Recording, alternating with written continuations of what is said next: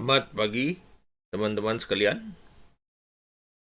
Pada kesempatan ini saya akan mempresentasikan tentang FC Accounting. Kita mulai. Masukkan sandi, masukkan nama, login. Nah, tampil nama perusahaan, masukkan lagi sandi, login. Tampil menu utama. Oke. Kita mulai membuat bagan pikiran adanya dalam buku besar ya. Sandi lagi, login. Nah, ini bagan pikiran. Kita lihat aset lancar, ada kas bank. Ya. Kemudian kita menambah bagian pikiran. Kita tampilkan. Nah ini ya, ada bagian pikiran. Kalau mau saya tambah, kita klik dulu ini. Tambah.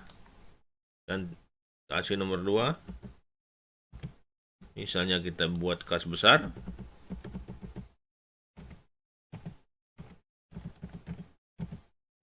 Simpan. Nah itu. Kalau saya mau nambah lagi, ini misalnya rekening bank, tambah. Nomor 2. Misalnya saya lupa ganti ya, simpan. Wah, berhasil. Nah, ini salah ternyata. Ini salah. Untuk ubah, klik. Ubah. Ini kita ganti. 2. Simpan. Ya. Begitu juga ini BNI. Saya mau tambah. Tambah. Ini nomor 2. Ini nomor 2. Simpan. Gitu ya. Jadi kalau nambah, kita tambah. Kalau ubah, ini kita klik dulu, kita pilih ini. Baru klik ubah. Nah, sekarang kalau mau dihapus gampang. Kita pilih yang ini misalnya yang baru kita bikin. Ini mau saya hapus. Klik, hapus. Nah, dah, ya gitu. Jadi cara nambah, ubah, hapus bagian pikiran seperti itu ya. Jadi biasanya dalam sebuah sistem itu cat pokoknya sudah tersedia. Jadi kita tinggal nambah atau merubah-rubah yang ada. Karena kalau kita bikin baru biasanya lama dan kurang pas ya. Oke, berikutnya kita coba untuk masuk ini ya. Begitu coba perhatikan. Di sini kalau kita cetak ya. Nah, ini ada kas ya. Kemudian ada investasi, ada sampai bayar muka. Saya misalnya ingin mencontohkan sekarang ya. Misalnya sekarang ini saya mau tambah ya. Ini posisi aset saya misalnya ini baru ada 5. Jadi kalau saya mau nambah golongan ya, kalau tadi kita nambah pikiran. Jadi kalau saya mau nambah golongan, itu saya klik ini, saya tambahnya di sini ya. Tambah, misalnya saya tambah 06. Misalnya saya tambah adalah aset lancar lainnya ya, misalnya aset lancar lainnya ya. Aset lancar lainnya. Nah ini ada, simpan. Nah itu kalau nambah golongannya. Golongan itu apa fungsinya? Golongan itu fungsinya sebagai berikut ya, kita lihat. Nah ini di neraca. Nah kita lihat pos neraca. Saya coba cetak. Ini namanya golongan. Golongan itu tampilan dari bentuk neraca. Jadi bukan bagian perkiraan. Jadi induknya si bagian perkiraan ya. Itu namanya golongan. Ini ada ya aset lancarnya udah muncul ya. Sekarang coba kita perhatikan lagi. Tadi udah saya tambah ya. Bagaimana kalau aset lancar nih saya ubah ya. Kita kembali. Ini aset lancar ini diganti misalnya. Saya punya apa? Saya ganti aset. Misalnya aset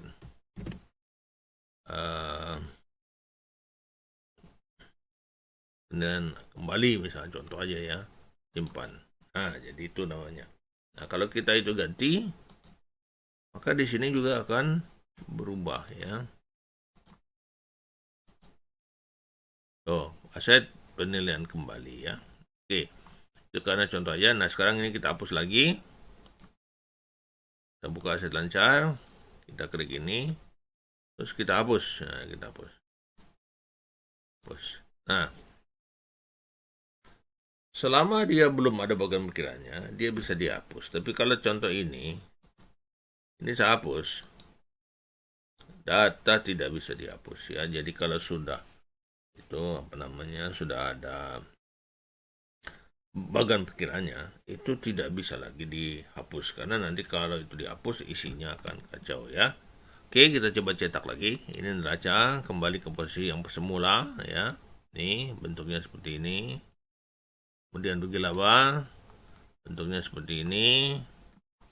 Kemudian kita lihat bagian perkiraan. Nah, ini. Tuh. Ya, bagian perkiraan. Tuh. Nah, ini bagian perkiraan ini kalau misalnya kita lihat dengan cara begini kan agak susah ya. Biasanya kita coba print tapi ke PDF ya, ke PDF. Nah, gitu. Nah, ini kalau begini kita lihatnya enak ya. Biasanya nanti PDF-nya. Nah, PDF-nya yang keluar ya. Jadi kalau PDF ini keluar, itu enaknya kita tinggal scroll aja. Nah, gitu. Kalau pakai kristal tadi kita klik per halaman. Kalau ini kita tinggal scroll. Nah, ini bagian perkiraan yang udah kita sediakan. Ya, tuh sampai sini ya. Nah, ini sistematikanya sudah dibikin sedemikian rupa. Yang bergaris tebal ini adalah bagian golongan yang akan menjadi format neracanya ya. Jadi di neraca nanti ada kas, ada persediaan, piutang gitu ya. Bagian perkiraan itu yang di dalamnya ini yang tadi ya, yang kas besar, yang rekening bank. Oke. Ini tadi adalah cara kita membuat bagian perkiraan. Nah, sekarang bagaimana kalau sekarang saya mau menambah sub perkiraan? Ada sub perkiraan. Kalau kita klik ini, dia tidak bisa ditambah. Nah, ada satu pos yang harus dikerjakan, yaitu ini. Nah, ini penting karena ini menentukan akun-akun khusus ya. Jadi misalnya akun itu kita tentukan fungsinya. Nah, sekarang contoh. Ini adalah bagian perkiraan kas, harus dikasih tanda KB. Ini kas juga, kita beri tanda KB. Ini bank, nah ini kasih tanda KB. Semua yang ada hubungannya dengan buku harian kas bank itu harus diberi tanda kas bank. Ya, nanti akan dijelaskan apa fungsinya. Nah, kemudian ada lagi, ini ada rekening antara. Rekening antara ini kita kasih rekening antara. Nah, ini. Piutang usaha kita kasih piutang usaha ini ya. Atau bisa juga sub perkiraan ya. Bisa ini. Oke. Kita contohkan ini. Kalau dia ini, berarti nanti dia mempunyai sub bisa untuk beberapa perkiraan. Oke. Kemudian saya cari yang bikin sub ya. Saya contohkan yang sub. Contoh karyawan aja nih ya. Karyawan ini kita bikin sub perkiraan. Oke. Jadi kalau mau ada sub, dikasih sub perkiraan. Nah, ini kebetulan ada persediaan barang. Ini dikasih tanda PW. Nah, itu ya. Jadi perkiraan-perkiraan khusus itu diberi tanda supaya nanti sistem bisa bekerja secara otomatis. Jadi misalnya inventory, dia otomatis kodenya itu. Nah, saya tadi cari sub, ini saya misalnya sudah cukup satu saja ya. Oke, sekarang kita coba bikin subnya ya. Saya keluar, kita bikin sub perkiraan. Nah, ini ada piutang karyawan. Nah, saya tinggal tambah. Misalnya karyawannya namanya Amir. Nah, simpan. Ya, mau tambah lagi? Ya, tinggal tambah. Misalnya Hasan. Simpan. Nah, gitu ya. Itu cara nambah. Kalau cara ubah, ya kita klik dulu ini. Ada tanda ubah nih. Kita tambah namanya Hasan Basri. Simpan. Nah, gitu ya. Mungkin ini Amir. Namanya Amir Saripudin. Saripudin ya. simpan. Nah, itu cara nambah. Nah, itu yang berhubungan dengan tandanya SP tadi ya. Kalau yang tandanya ini, kita kembali sedikit ke sini. Ini ada tandanya PU. Maka subnya tidak di tempat tadi ya. Satu lagi ada ini. Saya bikin hutang sekalian ya. Ada hutang. Hutang usaha ini nanti biasanya juga akan sama, yaitu HU ya. Nah, apa bedanya dengan SP? Perhatikan yang SP tadi itu bikinnya di sini SP-nya. Tuh, SP, sub perkiraan. Nah, kalau HU itu nanti bikinnya di sini. Nih, daftar debitur. Nah, itu PU ya. Tambah ya sama, tambah. Nah, misalnya PT Angkasa simpan. Nah, ya. Mau tambah ya tinggal tambah. PT Merdeka. Deka simpan. Nah, itu. Ya. Itu nambah daftar debitur. Kalau ini rekanan ya kita pindah ke sini. Tambah PT Bahan Baku Indonesia misalnya ya. Oke, simpan. Nah, gitu cara nambah bagan perkiraan, sub bagan perkiraan yang bertanda PU, ini PU, dan yang bertanda HU. Itu apa bedanya? Bedanya kalau dia bertanda HU, maka semua akun yang bertanda HU akan mengacu ke sub yang sama. Ya. Jadi kalau bertanda PU juga begitu, maka semua akun, kalau akunnya dikasih PU, makanya subnya akan sama dengan ini. Ya, jadi subnya bareng-bareng. Tapi kalau yang ini, subnya itu tunggal ya. Jadi masing-masing punya sub yang tidak sama dengan akun lain. Oke? Nah, itu adalah untuk membuat sub perkiraan, ya. Jadi sekarang satu lagi yang perlu dibuat ya. Jadi kalau kita memulai suatu sistem itu, kalau kita punya inventory, maka inventory juga harus dibikin ya. Jadi misalnya contoh di sini tadi, di sini ada persediaan barang. Nah, persediaan barang. Nah, ini mesti dibikin juga persediaan barang ini subnya ya. Jadi ini sudah dibikin subnya ya. Nah, yang ini belum ya. Jadi sekarang setelah kita menyelesaikan ini selesai. Kemudian kita udah memberi tanda khusus ini, angka kedua. Dan kita sudah membuat subperkiraan. Kemudian kita sudah membuat subperkiraan yang bertanda khusus, PU dan HU. Langkah berikutnya adalah membuat daftar barang ya. Itu adalah persiapannya. Dia ada di sini, daftar barang dan persediaan. Ini persediaan. Masuk lagi sandi. Nah, kita akan masuk ke sini ya, daftar kelompok. Kenapa kita butuh daftar kelompok? Supaya daftar persediaan itu rapi ya. Jadi jangan kita membuat misalnya persediaan itu tidak teratur ya. Misalnya nanti sabun kumpul sama gula nggak teratur ya. Nah sekarang jadi sebelum kita bikin daftar ini, sebelum bikin ini ya, bikin dulu daftar golongannya, daftar kelompoknya. Caranya begini, bikin ini, kita tambah misalnya kelompok pertama adalah misalnya beras ya, kelompok beras, simpan. Nah, kelompok berikutnya apa? Ini klik dulu ini, tambah. Kelompok berikutnya adalah misalnya sabun ya. Ini bisa jadi nanti satu kelompok dia. Sabun. Simpan ya. Nah, itu kelompok. Belum daftar barang, baru kelompok barang. Nah, sekarang kita lanjutkan. Setelah kelompok dibuat, maka kita bikin daftar barang. Kita pilih ini, kemudian kita pilih beras. Barulah kita membuat daftar barang.